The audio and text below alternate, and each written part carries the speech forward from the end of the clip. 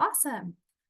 Welcome to our virtual webinar version of our Healthy Communities Roadshow. My name is Alicia Duquara. I am the Executive Director at Get Healthy Utah, and we have just finished 10 events around the state of Utah from the end of March to the end of May, and know that some were not able to make an in-person event, so we decided, hey, why not do one more time of our roadshow, but a virtual version. So it'll be a little different than our in-person one, but I think you'll be able to still get a lot of great information out of the virtual version today. So I want to thank our partners, Guiding Our Growth and Utah Foundation, who have been our partners on this roadshow, for taking their time to spend with us during the in-person events and then with us today.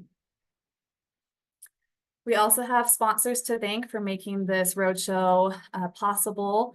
We had a grant through the Utah Cancer Action Network and the Department of Health and Human Services to support this roadshow, as well as some sponsors from the USOFI, the chapter of the Society of Public Health Educators, and the American Planning Association Utah chapter for providing continuing education credits. So if you're interested in getting credits, I'll send out in a follow-up email how you can get those credits. And then our support from the Governor's Office of Economic Opportunity. So just a few results before we kind of dive in. Like I mentioned, we were able to get to 10 different areas of Utah. We started out in Bear River at the beginning and ended up in Vernal. We've reached over 400 participants through all these different events with an average of 44 participants per event. From those that are from the Southeast Price region, they get a gold star. They were our highest attended event with 62 participants. We wanted to give a shout out to all of our communities down in the Southeast Price area. Our target for this roadshow has been mostly our city, county, regional staff, and elected officials, as well as our partners in the health space, transportation, and planning space. You can see the breakdown of those that were able to attend our roadshow the past couple months. We were able to hit on that target population and really be able to get a lot of voices and perspective during the roadshow. So our agenda today, I'll start out with just a few background slides on why we're here. Then we'll turn time over to our partners, starting with Guiding Our Growth, then the Utah Foundation, and then Get Healthy Utah. Then I'll come back and share a few slides on our results from the last 10 events and what we've learned. And then if we have time, we'll have some question and answer. This is a QR code for our link tree. Morgan's also going to throw it in the chat. On this link tree, you'll be able to get a copy of the slides, copies of the reports that we're going to be talking about today, newsletter signups, and so forth. So Morgan will drop that link tree in the chat for you to access all those resources. So I want to start out with why we're here. So at Get Healthy Utah, our goal is about building healthy communities. And we know that our culture and our environment around us dictate our healthy choices. We also know that things have shifted. Before we were moving our bodies, we were eating healthy, and now we're not doing that as much. And now we're having to prescribe these healthy behaviors. So you can see some quotes on here. We're now having to prescribe being out in nature, and there is Park RX. We're now prescribing fruits and vegetables. We now have something called Produce RX, or fruits and vegetable prescriptions. And with the epidemic of loneliness we're now experiencing in this country, we're now doing social prescribing, or prescribing people to connect with others and make a friend. So we've kind of shifted. We're no longer really doing the healthy habits we need to, and now we're needing to prescribe that in offices of our physicians. But really, we know that where we live, work, and play is going to dictate how healthy or unhealthy we are. So we need to figure out how we can embed policy systems and changes into our communities to make the healthy choice the default choice. We know an ounce of prevention is worth a pound of cure. 90% of our national healthcare costs are spent on chronic conditions and mental health conditions that are preventable. 80% of chronic disease and premature death can be prevented by these healthy behaviors, such as healthy eating and regular exercise and not smoking. So this is huge, trying to spend more space in the preventative side to save money, but also improve quality of life. Often at Get Healthy Utah, we hear, Utah's a healthy state, Alicia. We don't need to work on this. We're good in Utah. And when we look at the data, we do tend to have healthier rates than the national average. But if you see this trend line, this is similar for obesity, for heart disease, for diabetes. We are just a few years behind the national average, about 4 years behind. So we catch up to the national average after a few years. So really, we have an opportunity to grow and to be more healthy in Utah. You can see on this slide that we have what our healthy behaviors are. And really, our adults, teens, and kids are not meeting those recommendations for fruits and vegetables and physical activity. If you break down our teens, only 13% of our girls are meeting physical activity recommendations. And that is having a huge impact, not only on our physical health, but also on our mental health. One statistic that is shocking that came out in a recent study is the average child spends 4 to 7 minutes outside in unstructured play. Compare that to an average child spending 7 hours on a screen each day. So 7 minutes outside in unstructured play for 7 hours on a screen. How is that impacting our physical health and our mental health and our social health? We need to prioritize and figure out how we can embed these healthy behaviors into our kiddos through adulthood so that we can have good quality of life. So where we live matters, zip code matters. Zip code is a better predictor of health than our genetic code, and the policies, systems, and environments that we have in our communities are the biggest impact on those statistics. This is data from our South Salt Lake region that you can see. You can pull up zip code data where you have the avenues and then Rose Park that are about 10 years apart in life expectancy. So really looking at what are in these communities and what are opportunities for us to improve access and our systems for health. So that is why we're here. Our goal for all of you today is to take away what are some of these policies, systems, or changes that you can make in your communities to increase the health and well-being of your community members. So as you listen throughout these next few presentations, I hope you can jot down some ideas of what you can take back and do in the terms of physical health, mental health, and social health. So I am first going to turn our time over to our partners at Guiding Our Growth to share about theirs. Thank you. Hello, everyone. My name is Laura Hansen. I am the State Planning Coordinator in the Governor's Office of Planning and Budget. And we have been working with a whole bunch of different partners over the last couple of years to talk to Utahns about growth issues in their communities and the types of communities that Utahns want to see moving forward and for the next generation. We did a big survey over the last summer, and I have some survey results to share with you today, as well as some outcomes. Thanks, Alicia. So there is a lot to celebrate about Utah, and what makes Utah great is unfortunately what also makes it grow, which can be challenging and bring some wonderful benefits at the same time. Thank you. Right now, you can see that we are projected to have 5.4 million Utahns by 2060. That is a pretty good increase. The rate of change is slowing down just a little bit, but those numbers just keep climbing. And so as we continue to welcome all of these new Utahns to our state, we need to think carefully about how we want our communities to grow and make sure that we're in the driver's seat so that the Utah of the future is the one that has the same quality of life elements that we have today. Next slide, please. In Utah, we have large families, and many of them stay here for generations. I myself am a 6th generation Utahn, and I hope that my children choose to raise their families here as well. You'll see that over the last decade, the last census period, Utah was the fastest growing state in the entire nation, and pretty far outpacing our neighboring states as well. So that trend is continuing on. Next slide, please. So it is not a matter of if Utah is going to continue to grow. We know that that is inevitable unless what makes Utah wonderful suddenly changes. But we have an opportunity to drive how Utah will grow. Next slide. Envision Utah, which was a partner on our Guiding Our Growth effort, does an interesting survey, and they have asked the same survey question for 20-something years now.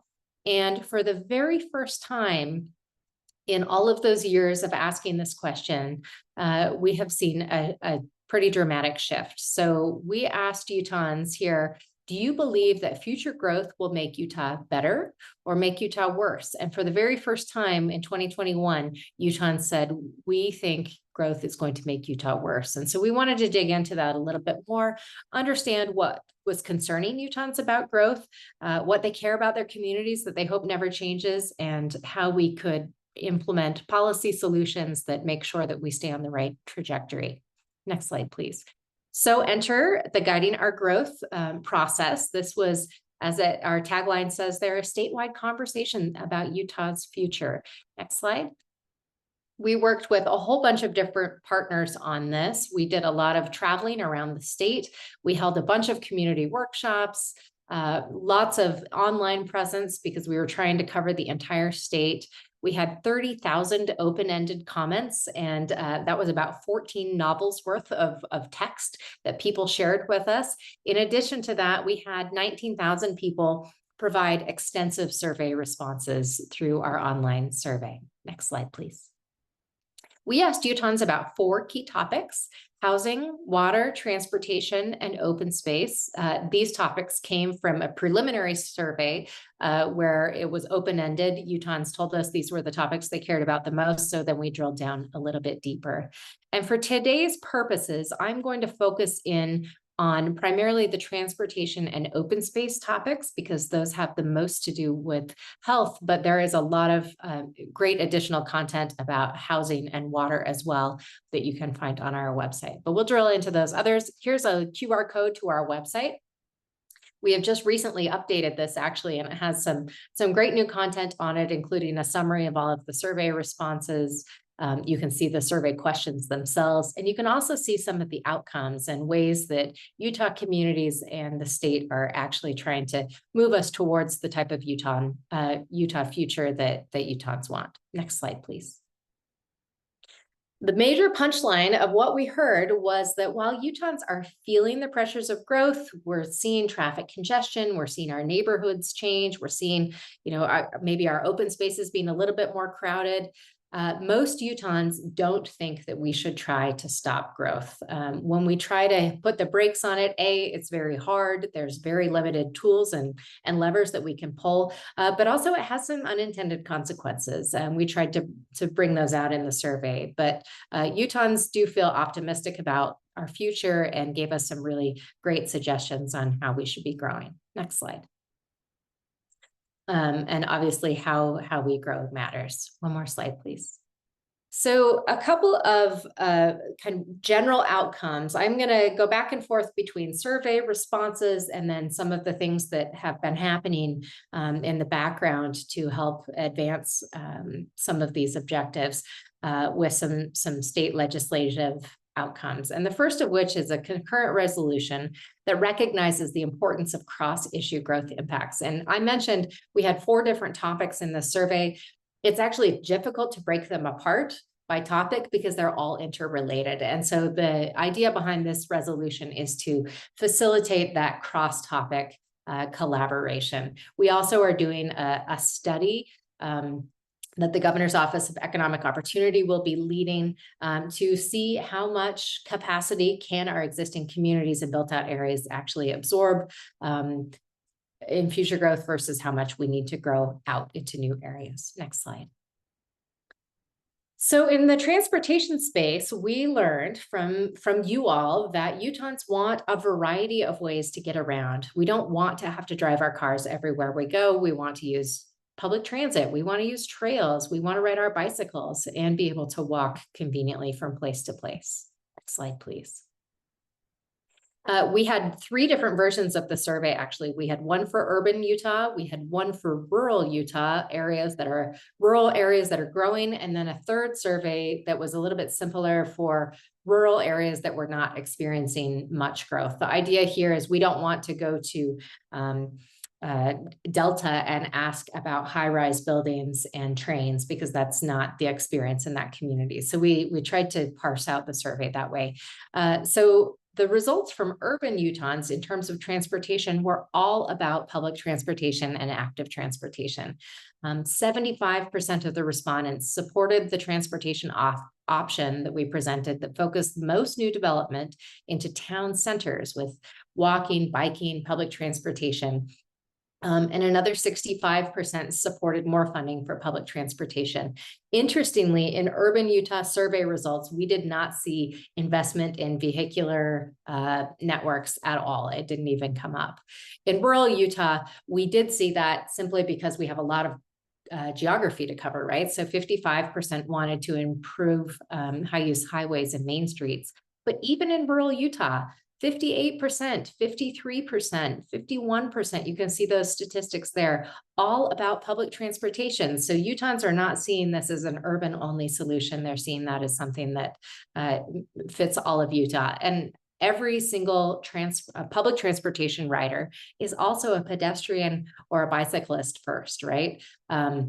Whether you walk or ride your bike to the bus stop, but when you get to the other end of you need to use those services to get all the way to your final destination. So there's a big health component there. Next slide, please. The last legislative session, which ended in March, had a bunch of different funding elements that had to do with public transportation. $5 million for a bus storage facility in the Cache Valley area, $50 million for a new transit stop at the Point of the Mountain front runner station, $45 million for a whole variety of different funding tools, and some new funding that allows pilot programs for public transportation in different spaces as well. Next slide, please. I just wanted to highlight this one in particular because it touches so many different communities in Salt Lake County in particular, but $45 million for front runner investments and key projects around the state. It also allows smaller communities to impose a new local option sales tax that can fund more public transportation and public safety purposes. Next slide, please. In terms of open space, Utahns said that open space and access to recreation is critical to the livelihood and quality of life in their communities. And Utahns wanted to see open spaces preserved not only on the edges of our communities, like this beautiful farmland you see, but also within our communities. So new parks and open spaces and trails. Next slide. Again, in urban Utah, Utahns wanted any of that new development that's sort of on the edge of our existing communities to be very thoughtfully planned, master planned communities that include intentionally designed open spaces and parks. 56% supported that. Also, 75% wanted to invest in new recreational amenities such as trailheads, campgrounds, river trails like the Jordan River Parkway or the Murdoch Canal Trail, and other sort of urban open spaces. In rural Utah, they too felt like master planned communities were the way to go as far as development that is extending outward beyond where the existing development is. If we're going to grow and take up farmland, let's make sure it's really nicely done and it includes open spaces. And as you would imagine, there was a lot of support, also 58%, for prioritizing the preservation of those prime farmlands. That's a huge part of the economy of those areas, but also contributes to healthy lifestyles. People are out working in those communities. They're growing food for Utahns, which is critical to healthy lifestyles, but also preserves that open space and that aesthetic the feeling of an agricultural and rural area. Next slide, please. A bunch of different legislative outcomes, again, from this last session.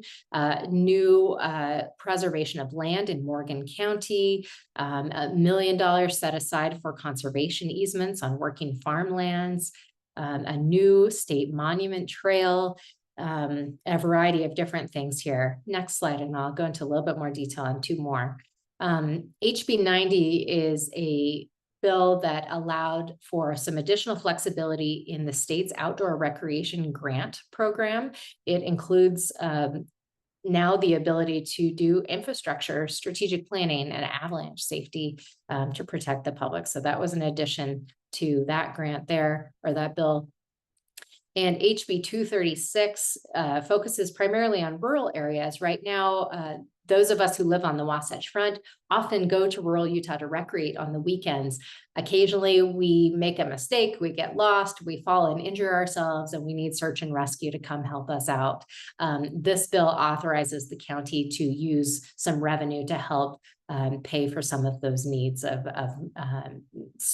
addressing the tourism impacts of visitors to their counties. Next slide.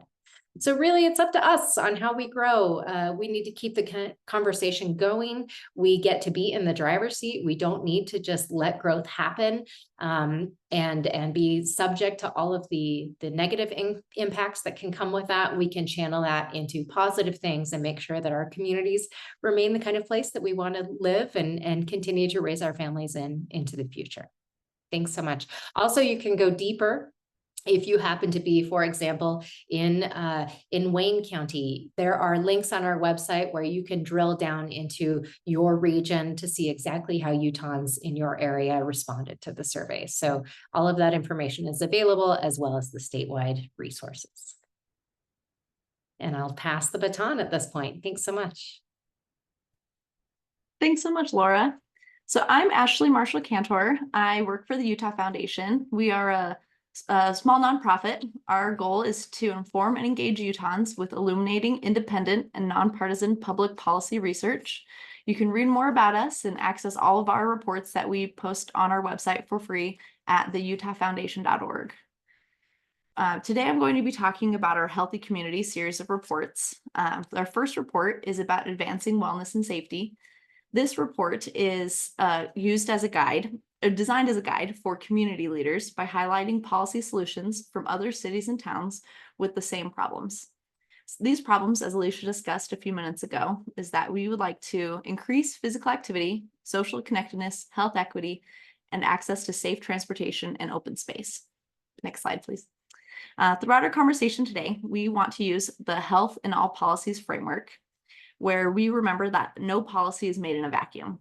This is an integrated, collaborative approach that considers health, sustainability, and equity. And we want to ensure that health is at the forefront of all decisions as cities and towns develop and grow in their own unique ways. Next slide, please. One way, so first we want folks out and moving in the community, right? One unit of measurement to see the accessibility of parks and open space is a 10-minute walk to a park. And when Utah cities and towns have been analyzed, 55% of Utah residents live within that 10-minute walk to a park. But you can see here on my slide the big disparity between Salt Lake and Cedar City. Not every city is created equally with access to open space. And so that's one thing that we definitely can work on as we maximize our land usage. And my colleague John will be on in just a moment to talk more about using our green space more wisely. Next slide, please. One way that we can access our green space and get out and move is with trails. Building and maintaining trails for walking, rolling, and biking can get Utahns outside and moving in a safe way. I personally live next to a trail here in Sugar House, the McClellan Trail, that's just off the street. So no cars or any automobiles are riding on it. So it's a safer place for kids to be rolling their little scooters around and for me to walk my dogs. And it's a really great way to connect with my neighbors. However, I'm very fortunate that I have this. Not a lot of places have that access. So when we don't have access to those safe trails, people get hit by cars. So one policy that we can implement to create safer places to move is using complete street policies. Complete street policies are guides for communities as they develop active transportation infrastructure and ensure better transportation options for all users of the road. Complete streets have shown to increase active transportation, reduce obesity rates, have an improved sense of community, improve neighborhood safety, reduce stress, and reduce vehicle miles driven. You can see here in this graphic, there are a lot of what we call road calming measures that slow down cars. They signal to the drivers, hey, people are moving around. It's not just, this road isn't just for cars. You can see the mid-block crossing. There's lighting so that drivers can just see people. Anyway, if you want to move to the next slide, please. Another traffic calming measure is the use of photo radar. This is a traffic calming measure that can slow down roads while not adding to police force. Traffic citations have decreased by 84% between the year 2000 and 2022. And using photo radar is legal in Utah in areas that are school zones, marked construction zones, and highways, as long as that there's a sign that clearly states that photo radar will be used. And again, this is just something that signals to drivers to slow down and watch out for those pedestrians, for those kids that might be running into the road. Next slide, please. To tie all these strategies together, communities can make active transportation plans to ensure better transportation options for all users of the road. Having a robust active transportation plan can help communities better qualify for grants, as it shows funders that cities have engaged with their communities and created a plan that aligns with their community's values, goals, and aspirations. You can see here on my slide, when St. George was creating their active transportation plan, they analyzed where there were fatalities, where there were crashes, what were the most dangerous parts of the road, when did it happen, did they need more street lighting, things like that. And that data really helped them guide where those streets were dangerous and where they can become more safe. So our 3 top findings here, if you could advance to the next slide, thanks. Is that first, community leaders should consider centering health and policy making and consult with health professionals in their policy processes. Increasing land use and programming can get folks out to parks and moving. Complete streets policies should be considered for every community to help with this. And active transportation plans can guide local governments as they develop active transportation infrastructure and ensure better transportation options for all users of the road. And I'm going to quickly talk about our second report, cultivating food accessibility. When we started our research for wellness, that first report, food was just going to be a small side note. And then the more we started researching into it, we were like, wow, food is such a big topic. We need to actually just do a full report just about food. So I unfortunately don't have a ton of time to dig into it, but I will say our top 3 findings, because nearly 11% of Utahns are food insecure. So there's a lot that policymakers and nonprofits and a lot of folks around Utah are doing to work together to alleviate that food insecurity. So first, school-based programs, farmers markets, community-supported agriculture, and community gardens can help make healthy local food more accessible, while income-targeted programs related to each will make food more affordable. Second, Utah is one of the few states without a food hub to help manage the aggregation, marketing, and distribution of food sourced from local producers. And third, empowering convenience stores with the knowledge and resources to serve healthier food could increase food security in food deserts. Thanks so much. I'll turn the baton over to my colleague, John.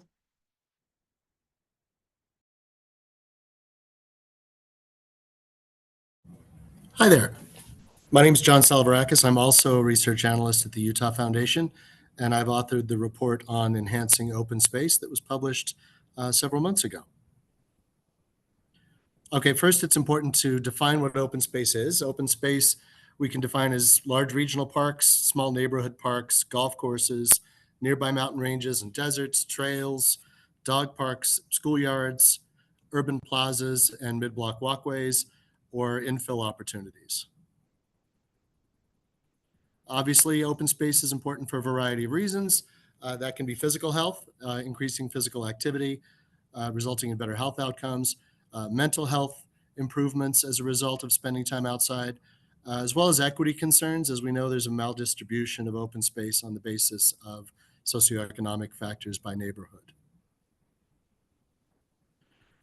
Clearly, the main barrier to open space is population, and we can expect, as you can see from the graph, between 2020 and 2060, the Utah population increasing rather dramatically.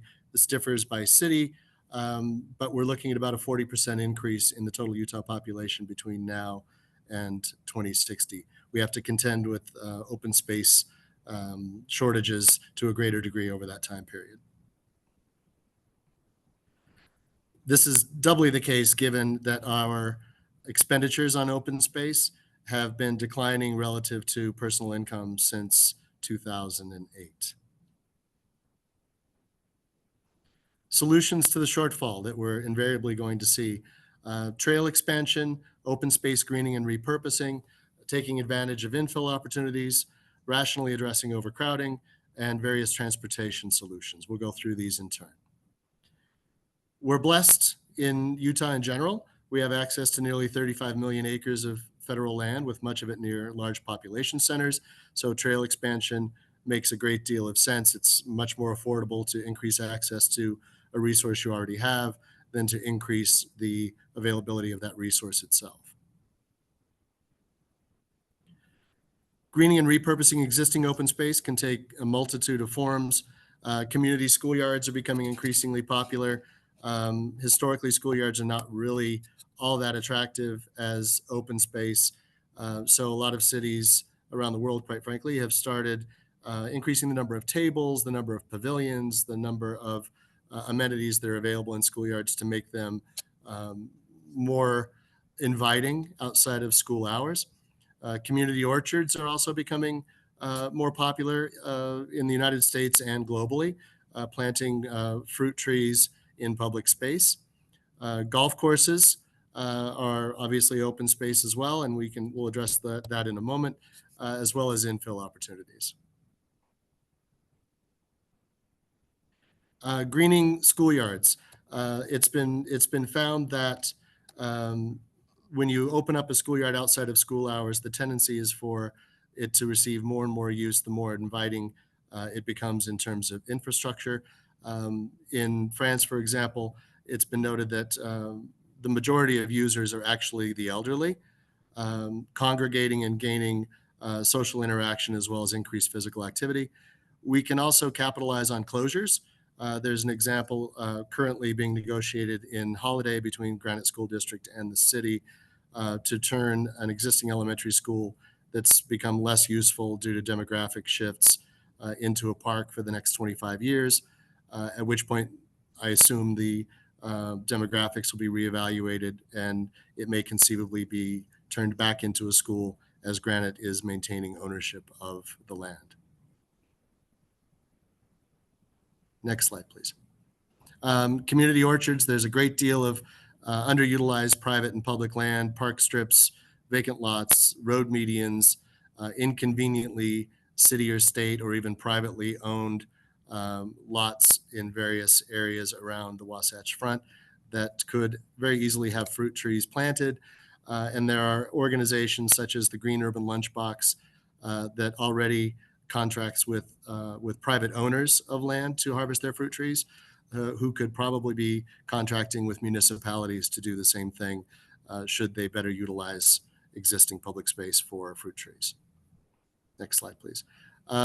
This is where things get a little bit controversial. It doesn't seem to me as an economist that golf is a particularly efficient land use activity, nor a particularly profitable one for municipalities relative to the property taxes they could be deriving from other usages. Only about 8% of the Utah population golfs in any way, including driving ranges and simulators. And each course statistically serves only between 150 and 200 people per day. That's given an average golf course size of about 150 or 160 acres. So you're talking about only a couple hundred, basically one person per acre per day. When you consider what the average usage is of a public park, that doesn't seem particularly efficient. Never mind the ecological realities that each golf course in Utah uses roughly 200 million gallons of water per year. This is a map of public infill opportunities. The blue denotes developmentally viable public property that wouldn't need to necessarily be developed into housing or commercial space. In fact, some of these might not be viable for that at all, but should certainly be considered as at least temporary parks until other opportunities present themselves in terms of utilization. How do we address overcrowding is a substantial question that we'll need to be asking, I suspect, over the next 40 years. Congestion pricing is an option, paying to play, access to trails and campgrounds, or simple rationing on the basis of non-economic factors like the evenness or oddness of one's license plate or driver's license. Transportation solutions, increasing access to public space, are also going to have to be addressed over the next 40 years. This could be shuttles, rail expansion and integration with other transportation solutions, and buses to gain access. We're seeing this, of course, discussed with respect to Little Cottonwood Canyon to a substantial degree. The current car-based system is simply not going to work 40 years from now. So it's best that we start seeking alternative solutions immediately. 3 key findings of this report. Again, we're blessed. We have abundant open space endowments that have long been cultivated and still sometimes remain largely untouched. The benefits of that cultivation, however, are likely to be outstripped by population increases over the next 40 years, as well as declining spending on open space. There do exist creative strategies to economically and perhaps profitably increase access to Utah's open spaces, and those are detailed in a great, to a more substantial degree within the report. I invite all of you to take the time to read it. Thank you very much.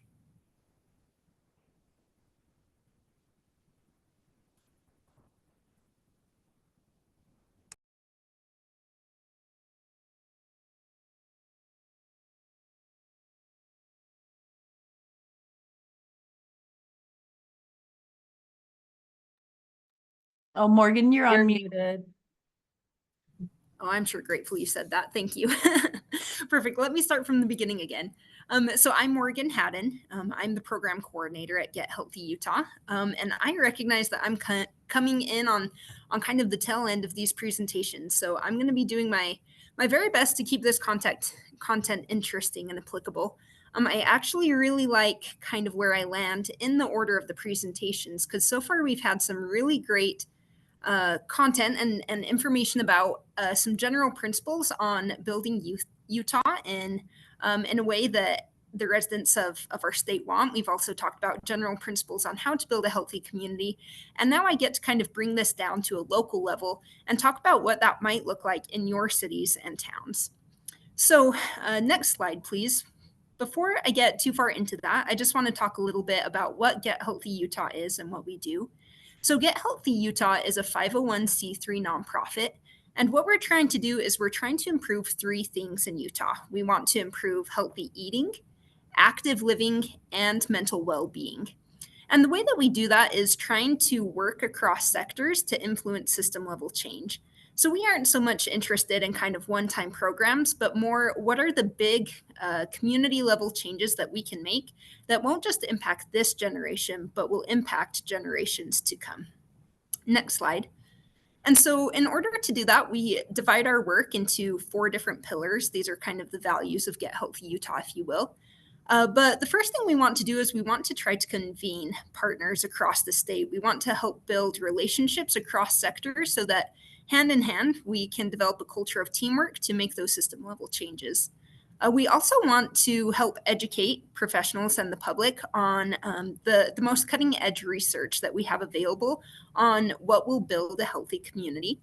We also want to amplify the work that is already being done throughout the state. We recognize that lots of people are involved in good things, and rather than reinventing the wheel, we just want to help magnify what is already being done.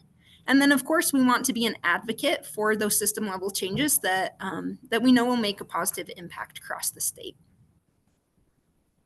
So one of the things that I'm going to talk about today is our Healthy Utah Community designation. This is one of the more public-facing things that we do here at Get Healthy Utah. And I'm going to take some time to talk about how it is that a community can earn this designation and the impact that it can have. So just some quick facts. The designation program was created back in the fall of 2020 through a partnership with Get Healthy Utah and the Utah League of Cities and Towns. That number 43 actually needs to be updated because just recently we designated some more communities, and we are now up to 48 communities designated across the state. We have 2 application deadlines each year, one in the spring and one in the fall, and so that number just continues to grow each year. It is a 3-year designation, meaning it's not just a one and done thing, right? It's not that we want communities to apply and say, oh, we thought about health that one time, right? But rather we want this to be a tool that they can use to continually be thinking about and improving community health. So every 3 years, a community needs to reapply to get designated. And those awards take place at the Utah League of Cities and Town conferences that happen in Salt Lake and in St. George every year. So you can see here a list of all of the communities that we have designated so far. One of the things that we have been very intentional about is making sure that this designation works really well, not only for large urban cities, but also really small rural towns as well. So you can see we do have a diverse representation of large cities and small towns all across the state, and coming from all different locations. So no matter where you are, this designation program is something that hopefully can be useful to you and your community. Now, there's 4 basic requirements in order to get the Healthy Utah Community designation. So I'm going to talk about each one of these. But the first one is a letter of commitment. So what that means is that we have some letter templates available where we just ask you to fill out this letter just stating that your community does care about health and it is a high priority for your city or town. And then we ask that your mayor sign that letter of commitment. The next requirement is that your city or town must have a community health coalition.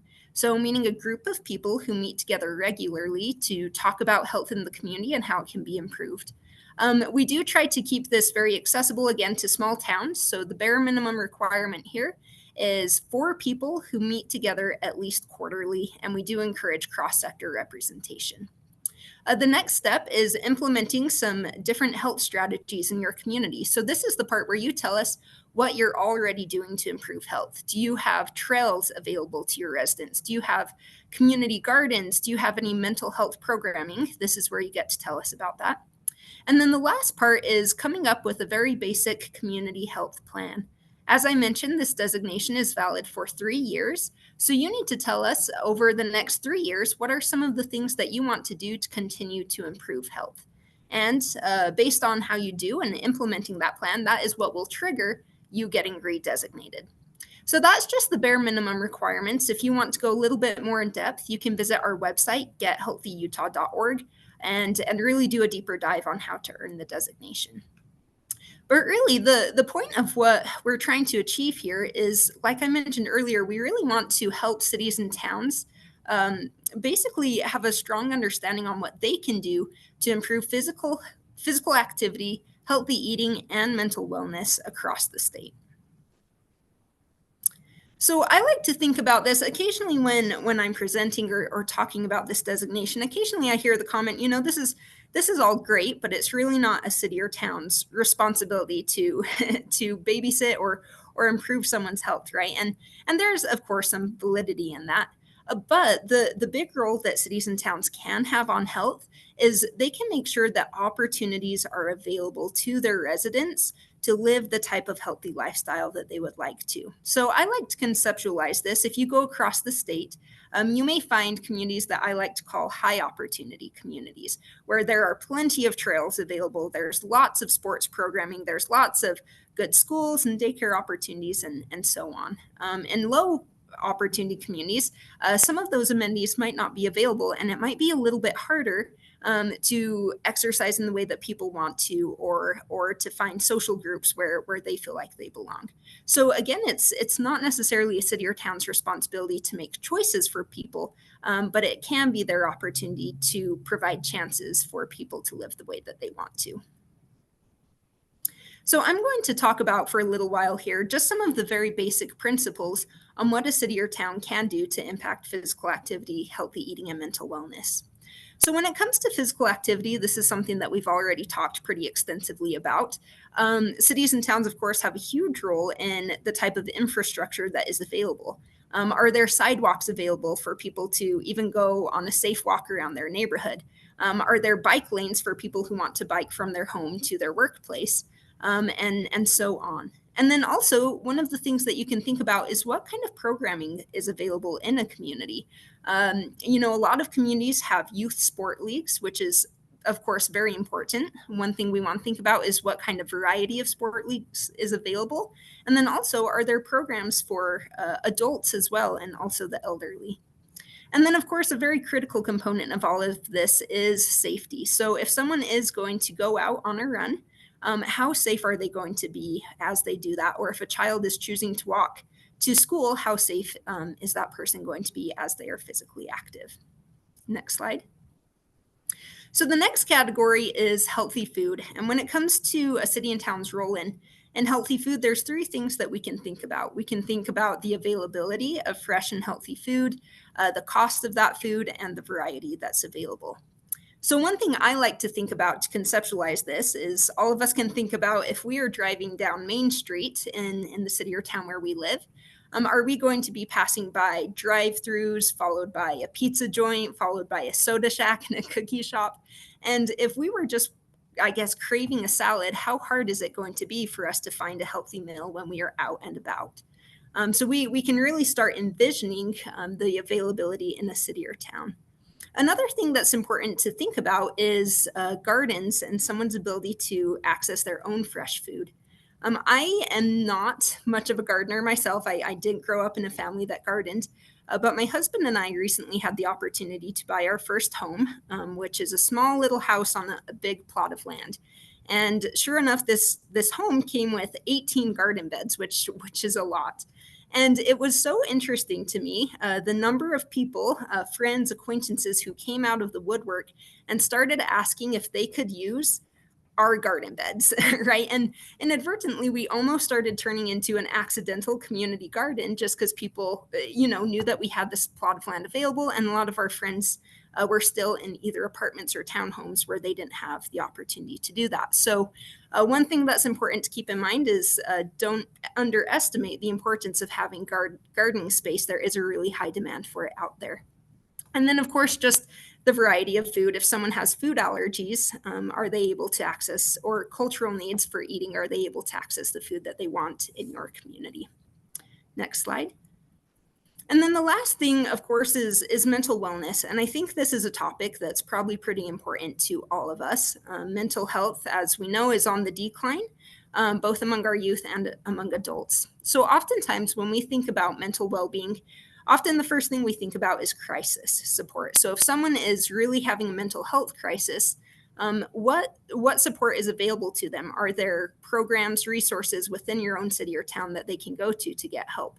And of course, that's really important, and that's a critical part of mental well-being. But we also feel that sometimes the prevention aspect of mental wellness isn't talked about enough. And a big part of that is the ability to have social connection where you live. So the Surgeon General did come out with a report recently about the epidemic of loneliness and outlined all of the research about how feeling lonely can have a huge impact on your mental and physical well-being. So in your own city or town, if perhaps someone is feeling a little bit lonely, how easy or how difficult is it going to be for them to go out and find a group of people, right? Is there social programming available? Are there book clubs? Are there interest groups? Are there gathering places? These are all things that cities and towns can have a great impact on. So I want to touch just in closing about some of the resources that Get Healthy Utah has available to help with cities and towns that really want to engage in some of these efforts to improve health. So the first thing is that we are doing our very best to offer a helpful learning network statewide. Every other month, we send out either our own Get Healthy Utah general newsletter or a Healthy Utah community newsletter where we try to highlight best practices, examples of great things that are going on around the state, as well as funding opportunities. So if you'd like to sign up for that newsletter, you can do so on our website. We also, of course, try to offer webinars and trainings just like this that you're a part of on a regular basis. We also go around and try to do in-person presentations at conferences and, of course, at this Roadshow event that we just did. And we also try to have a strong social media presence. We also, of course, have our website that is a great resource. If you haven't checked it out, I hope that you take a couple of minutes to do so. On our website, we have a list of all of the communities around the state that have earned the Healthy Utah Community designation and have some fun pictures and write-ups about what they did to earn it. We also have some toolkits like the Designing a Healthy Utah Community Toolkit you can see on the left, and just try to link to a lot of different evidence-based best practices and resources. And then last of all, I just want to emphasize the value of looking at health data as you're trying to improve the well-being of your community.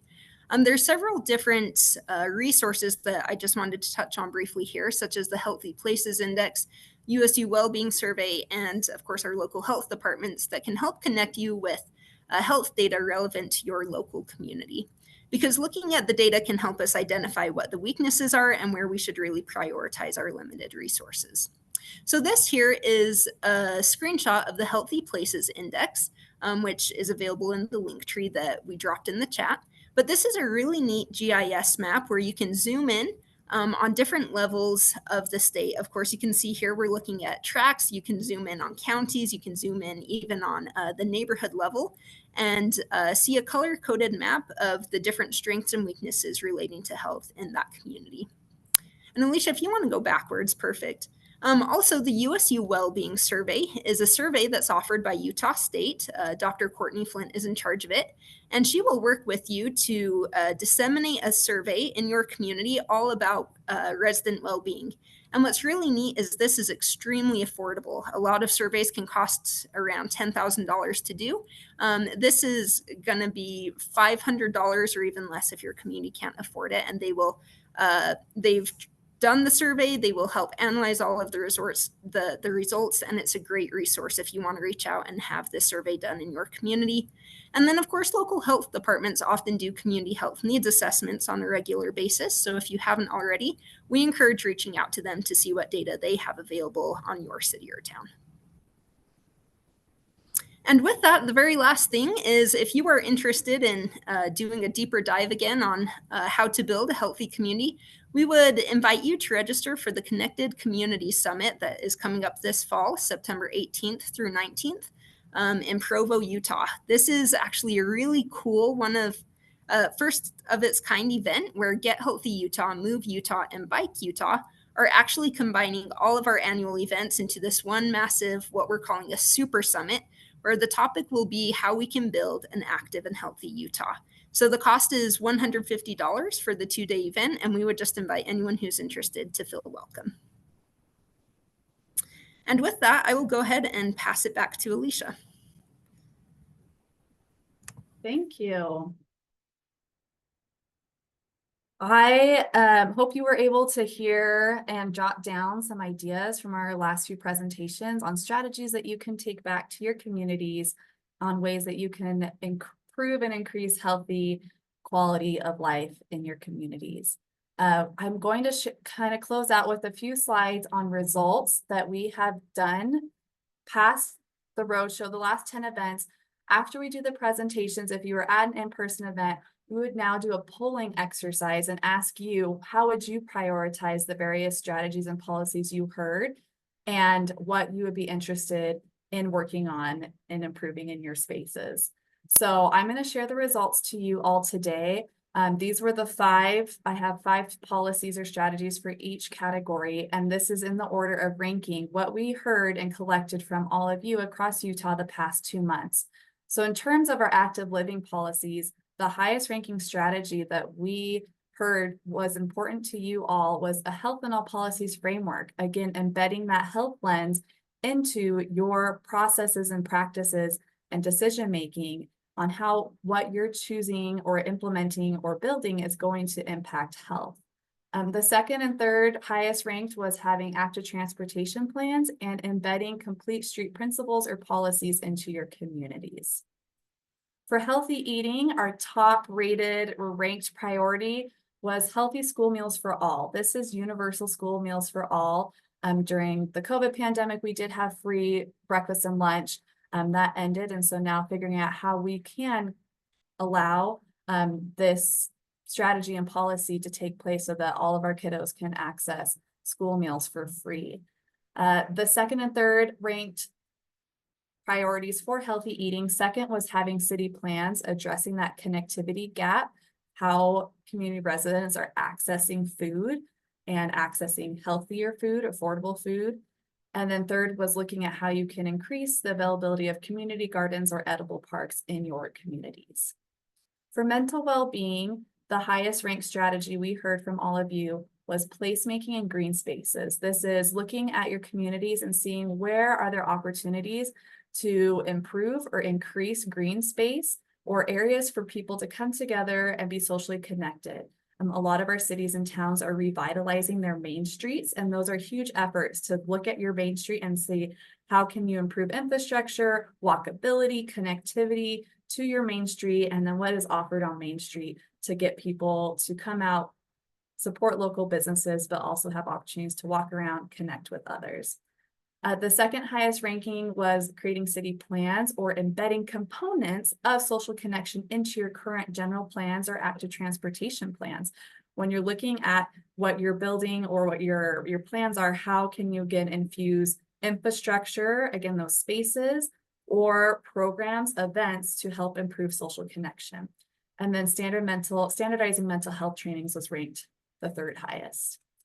And then for open space polling, again, in order of ranking, the highest chosen strategy was to increase urban space and enhancing areas existing in urban spaces, as well as areas peripheral to our urban spaces. We then asked participants, if you were king or queen for a day, what policy that weren't on the list would you like to see in your communities? We have a whole list of all the awesome policies and strategies that you came up with. And here's just some of a summary of some of the policies that we've heard back. Funding, we know, is the biggest barrier and the biggest opportunity for building healthy communities. So we did hear that having funding for recreation facilities, for trails, for parks, for active transportation. We heard wanting mental health curriculum and education in schools, figuring out how to increase mental health awareness and that crisis intervention resources. Promoting healthy eating through other strategies and policies, figuring out how we can incentivize fresh foods in our city corner markets and our grocery stores, supporting community gardens, and even looking at healthy options in restaurants. The last two is looking at some other social determinants of health. Healthcare is a huge thing. How can we increase affordable and accessible healthcare for all? Again, looking at the mental health piece and preventative piece. And then finally, looking at how we can address income inequality, affordable housing, supporting marginalized communities, and ensuring equal access to resources and services. Our final slides are just barriers. We heard, barriers and opportunities tend to be similar across all topic areas. We know increasing awareness and education is important. There isn't, a lot of priority on healthy communities. So figuring out how we can infuse more priority and more engagement and more buy-in from organizations and community members into building healthy communities, along with resource and capacity to do so. Assets, we know our community coalitions have been a huge asset to our communities that are working on the designation. Sometimes that's the hardest piece, is to have a coalition, but then once cities and towns do a coalition, they realize that's the hugest asset to their community, is bringing cross-sector partners and community members together to talk about how we can all work together to build healthy communities. Obviously, getting support and buy-in from our leadership, from decision makers, from other entities to support this work will have a huge impact. And then funding and grant opportunities. Our next steps, we again finished out this huge effort of doing our first ever roadshow, and we hope to do this again in the next couple years. This was a great opportunity for us to come out in person to all of our different communities and hear from you on what is important to you, what are your priorities, but also what are your barriers and what can we provide at Get Healthy Utah and through our partnerships and coalitions support to all of our communities. So we're going to continue to do that. We also formed a Healthy Utah policy group that looked at those policy ranked, and now we're creating our own policy plan and figuring out how to strategically work together with our partners to now implement and carry out some of those policies that you prioritized. So if you're on our newsletter, you'll hear about our efforts with that and the work that we're doing, and potentially have future webinars on some of those strategies. And then finally, doing our Connected Community Summit in September, like Morgan mentioned, will be a huge opportunity for us to connect together in person again. I know we're at 3 o'clock, so if you have to jump off right now, that is okay. For those that do have questions, we can hang tight for a couple minutes and allow you to ask those questions. We do have an evaluation. If you can fill that out, that we'd appreciate that. And thank you so much for being a part of this hour together and for engaging and prioritizing healthy communities. With that, if there are any questions, feel free to come off mute or to add it in the chat, and we can take a couple of questions if there are any.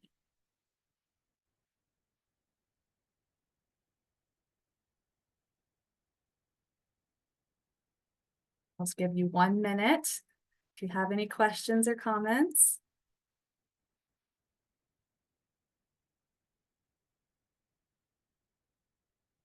Okay, seeing none, thank you again. I will send an email out with the recording, with the slides, with all these awesome links.